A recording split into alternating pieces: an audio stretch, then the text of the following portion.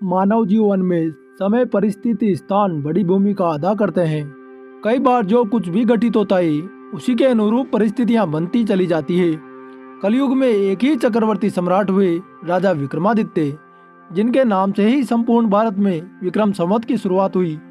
विक्रमादित्य एक बहुत ही पराक्रमी, विद्वान, प्रजापालक तथा परोपकारी राजा थे।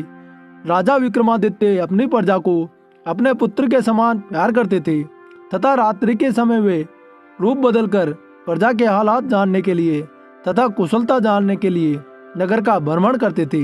एक बार राजा विक्रमादित्य रूप बदलकर देर रात्रि में नगर के भ्रमण के लिए निकले। भ्रमण करते करते अमृत वेला का समय हो गया। उनके पैर पड़ने लगे। भोर के इस समय राजा विक्रमादित्य नगर की परिक्रमा वाले मार्ग से गुजर रहे थे। मार्ग के दूसरी तरफ घना जंगल आरंभ हो जाता है। एकाएक राजा देखते हैं कि एक लकड़हारा कंधे पर कुल्हाड़ी लिए हुए जंगल में जा रहा है। लकड़ी काटने के लिए ऊंचे वृक्ष पर चढ़ गया और उसी समय राजा विक्रमादित्य ने देखा कि एक भयानक भालू उसी वृक्ष की तरफ दौड़ा चला आ रहा है और उसी वृक्ष पर चढ़ने लगता है। वृक्ष पर भालू को चढ़ता देख राजा को बड़ा ही आश्चर्य होता है, क्योंकि भालू तो वृक्ष पर कभी नहीं चल सकता। उस समय नौजवान लकड़हारे ने जब भालू को अपनी ओर आते देखा तो उसके हाथ पांव फूल गए। भय के कारण उसके हाथ से वृक्ष की टहनी छूट गई और वह धरती पर जा गिरा और मृत्यु को प्राप्त हुआ। तब भालू पेड़ से नीचे उतरा और राजा के देखते ही देखते उसने एक सुंदर लड़की का रूप धारण कर लिया और जंगल के समीप जाकर एक कुएं की मुंडेर पर बैठ गई। राजा दूर खड़े होकर यह सभी नजारा देख रहे थे और सोच रहे थे कि यह लड़की बना हुआ भालू अब क्या करेगा। थोड़ी ही देर में राजा के दो सिपाही जो रात्रि गश्त पर थे उधर आ गए। इत्तेफाक से दोनों सिपाही सगे भाई थे। इनमें से छोटे भाई की नजर कुएं पर बैठी सुंदर लड़की पर पड़ी तो वह बड़े भाई से बोला कि कितनी सुंदर लड़की है, मैं इसी से विवाह करूंगा। बड़ा भाई बोला, बड़े भाई के होते हुए छोटा भाई कैसे विवाह कर सकता है? बड़े होने के नाते सबसे पहले विवाह मैं करूंगा। तब छोटा भाई बोला, इसे पहले मैंने देखा है, इसलिए इससे विवाह तो मैं ही करूंगा। तब बड़ा भाई बोला, हम तो व्यर्थ ही झगड़ा कर रहे हैं, क्यों न हम इसी लड़की से पूछ लें। यह हम दोनों में से जिसे पसंद करेगी वही इस लड़की से विवाह कर लेगा। इस प्रकार दोनों भाई आपस में निर्णय करके लड़की के पास पहुंचे। बड़े भाई ने उस लड़की से प्रश्न किया, हे सुंदरी, आप कौन हो और यहाँ क्या कर रही हो? वह लड़की बोली, मैं पास ही के गांव में रहती हूँ और अपने पति की तलाश में निकली हूँ। छोटा भाई बोला, तुम्हारा पति कहाँ है? तुम चाहो तो उसे ढूंढने में हम तुम्हारी मदद कर सकते हैं। तब वह लड़की बोली, अभी तो मैं कुंवारी हूँ और किसी योग्य वर की तलाश में निकली हूँ। तब छोटा भाई बोला, हम दोनों भाई भी अभी कुंवारे हैं, यदि तुम चाहो तो हम में से किसी एक से विवाह कर सकती हो। लड़की बोली, मैं तुम दोनों में से किसी एक से विवाह कर लूंगी, परंतु मेरी एक शर्त है। दोनों भाई बोले, क्या शर्त है तुम्हारी? लड़की बोली, तुम दोनों में से जो भी अधिक बहादुर होगा मैं उसी से विवाह करूंगी।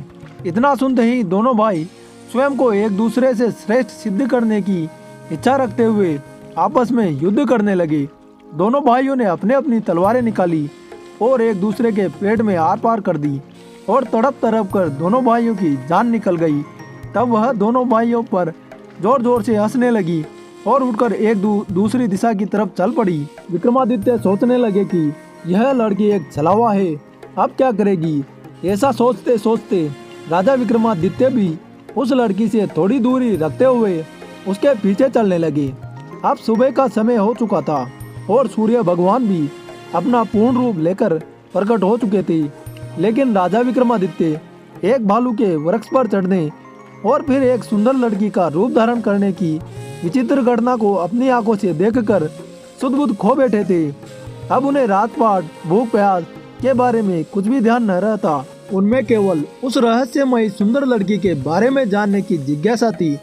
अतः राजा विक्रमादित्य उस लड़की से उचित दूरी बनाकर पीछा करने लगे।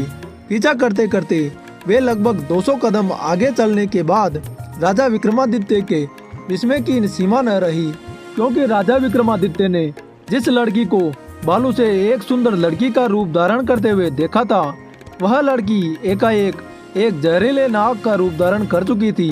वह जहरीला नाग अब बड़ी ही तेजी से आगे बढ़ने लगा। कुछ दूर आगे एक नदी के पास पहुंचे और राजा के देखते ही देखते वह नाग उस नदी में कूद पड़ा। नदी में एक नाव चल रही थी जिसमें 30-35 लोग सवार थे। अब वह जहरीला नाग उस नाव की तरफ आगे बढ़ने लगा। सम्राट विक्रमादित्य किनारे पर खड़े होकर यह सब नजारा देख रहे थे। देखते ही देखते वह जहरीला नाग उस नाव में कूद पड़ा। जैसे ही नाव में बैठे सभी लोगों ने उस नाग को देखा तो नाव में भगदड़ मच गई और सभी लोग जान बचाने के लिए पानी में कूद पड़े। जो लोग तैरना जानते थे उन सभी लोगों ने तैरकर अपनी जान बचा ली और नदी के बाहर निकल गई। जो लोग तैरना नहीं जानते थे वे लोग पानी में डूब गए और मारे गए। अब नाग नदी से बाहर निकला और नदी के किनारे किनारे आगे बढ़ने लगा। कुछ दूर आगे जाने के बाद एक बार फिर से राजा विक्रमादित्य आश्चर्यचकित हो गए, क्योंकि उस नाग ने फिर से एक बार अपना रूप बदल लिया।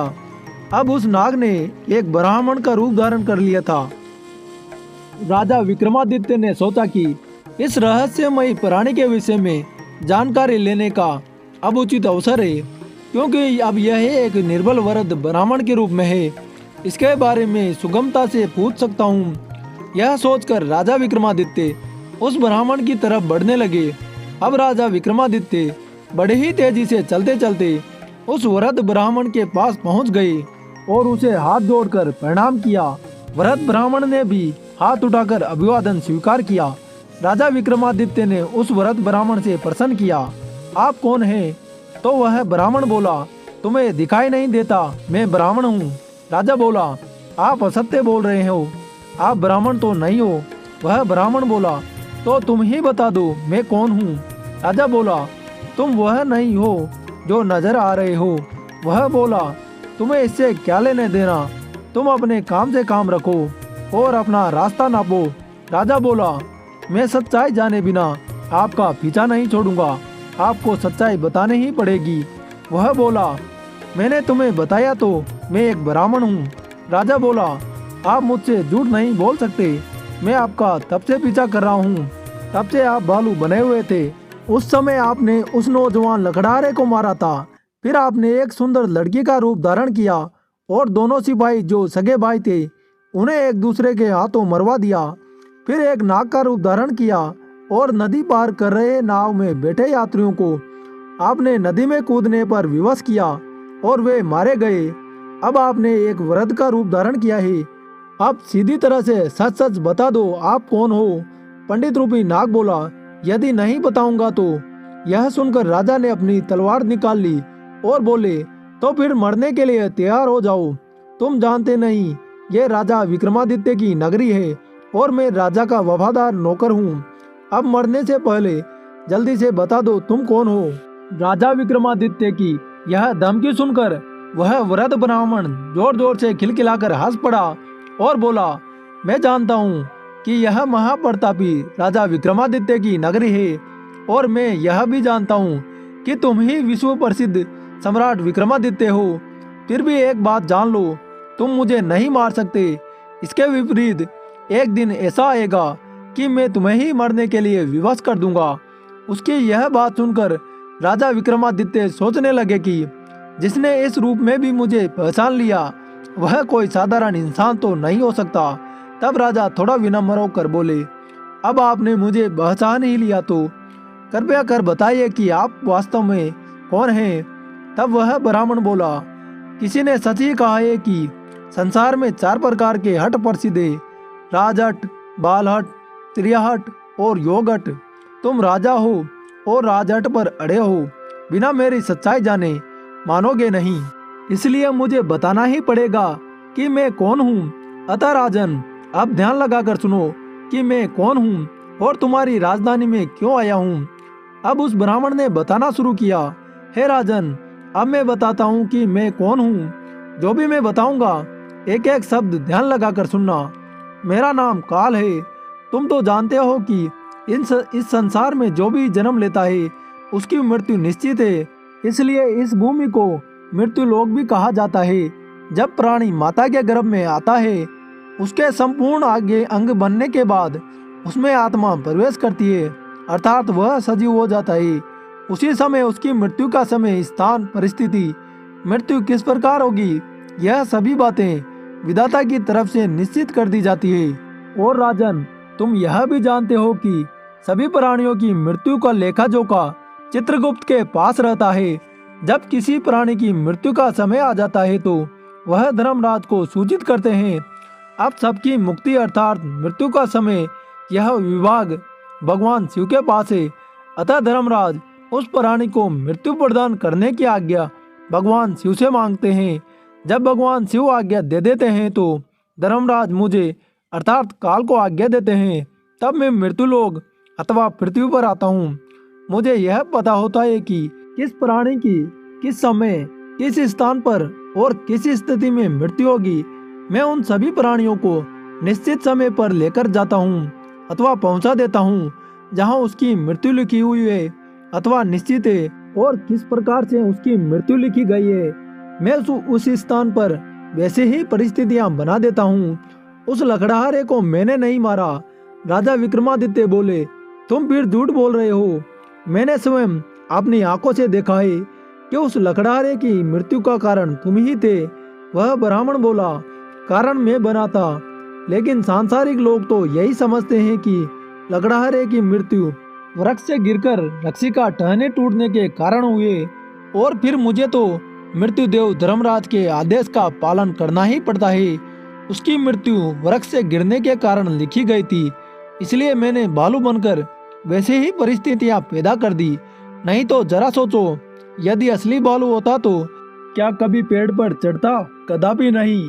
परंतु वहां तो मैं था और मेरे लिए कुछ भी असंभव नहीं है। अगर उन सिपाहियों की बात करें तो उनको भी मैंने नहीं मारा। उनकी मृत्यु एक दूसरे के हाथों लिखी थी, अतः उनके लिए मुझे एक सुंदर लड़की बनना पड़ा। नाव में सवार लोगों की मृत्यु पानी में डूबने से लिखी थी, इसके लिए मुझे भयानक नाव का रूप धारण करना पड़ा। राजन, मुझे लगता है कि अब तो आप अच्छी तरह से समझ गए होंगे कि मैं कौन हूँ और तुम्हारी नगरी में क्यों आया था, और यह भी समझ गए होंगे कि समय, स्थान और परिस्थिति की सांसारिक प्राणी के जीवन में कितनी बड़ी भूमिका होती है। राजा विक्रमादित्य ने वृद्ध ब्राह्मण रूपी काल की बातें बड़े ध्यान से सुनी और गंभीर हो गए। काल कहने लगा, हे राजन, अब मैं चलता हूँ। राजन बोले, हे कालदेव, आपने मुझे बहुत अच्छी जानकारी दी, जिसके लिए मैं आपका बहुत आभार व्यक्त करता हूँ। कृपया जाने से पहले मेरे एक और प्रश्न का उत्तर देते जाइए। कालदेव बोले, पूछो राजन, क्या पूछना है? शीघ्र पूछो, मेरे पास समय नहीं है। राजा विक्रमादित्य बोले, कृपया करके मुझे यह बताइए कि मेरी मृत्यु किस समय और किस प्रकार से होगी। कालदेव बोले, हे राजन, मैं ये तो बता सकता हूँ कि तुम्हारी मृत्यु कहाँ और किस प्रकार से होगी, परंतु यह नहीं बता सकता हूँ कि तुम्हारी मृत्यु कब होगी। राजा विक्रमादित्य बोले, हे कालदेव, मृत्यु का समय बताने में आपको क्या आपत्ति है?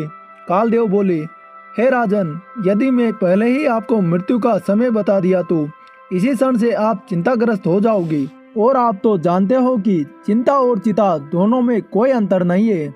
अभी तो आपको अपने शासनकाल में बहुत से शुभ और जन कल्याण के कार्य करने हैं।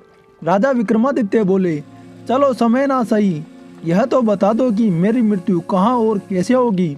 कालदेव बोले, सुनो राजन, तुम्हारी मृत्यु तुम्हारे ही महल में सीढ़ियों से पांव फिसलकर गिरने से होगी। इतनी बात सम्राट विक्रमादित्य को बताकर वह ब्राह्मण रूपी काल शीघ्रता से एक दिशा की ओर आगे चल पड़ा और कुछ दूर जाकर विलुप्त हो गया। अब इस समय सूर्य भगवान भी पूर्ण रूप से अस्त हो चुके थे। चारों तरफ अंधकार छा गया था। राजा विक्रमादित्य अब तक शारीरिक और मानसिक रूप से थक चुके थे, अतः मन में सोच विचार लिए तेज तेज कदमों से अपने महल की ओर प्रस्थान करने लगे।